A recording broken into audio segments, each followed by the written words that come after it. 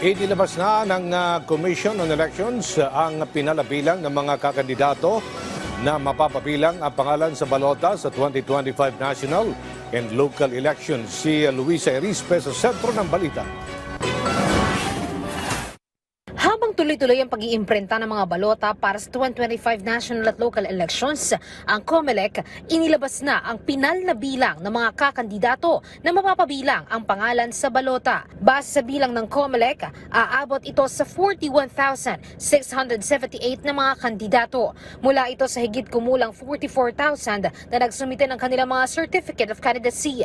Pero may ilang mga kabilang sa listahan na nai-issue ngayon na di umano'y nag-withdraw ng kanilang kandidatura, lalo na sa national positions. Isa na rito si Congressman Rodante Marcoleta na umatras umano sa pagtakbo sa pagkasenador.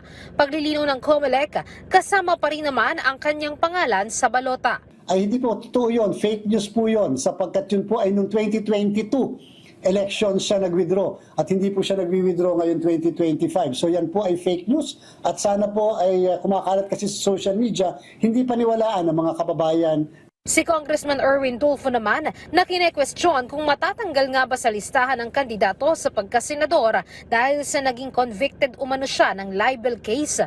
Sabi din ng COMELEC, hanggat walang disqualification case ay hindi sila kikilos sa kandidatura ni Tulfo. Hanggang walang formal na kaso, walang i-resolve ang COMELEC. Ang pwede lang po namin imoto proprio o kami mismo ang magre-resolve o kami mismo magpa-file yung mga nuisance cases. Hanggat walang desisyon sa motion for reconsideration sa isang kaso, ay patuloy na mananatili ang pangalan sa balota. Sa lokal na posisyon naman, bagamat may desisyon na ang COMELEC Division sa kaso ng cancellation ng COC ni Marikina Mayor Marcy Teodoro, wala pang resolusyon ang Anbank, kaya kasama pa rin ang kanyang pangalan sa balota na tumatakbo bilang kongresista ng unang distrito ng Marikina.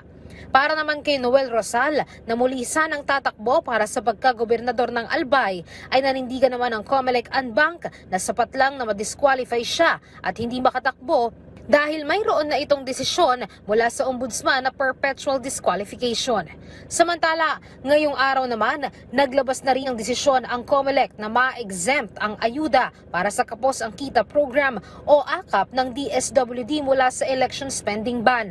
Kasabay ito ng 27 pang programa ng DSWD, kabilang ang AIX, 4Ps, Walang Gutom Program at iba pa.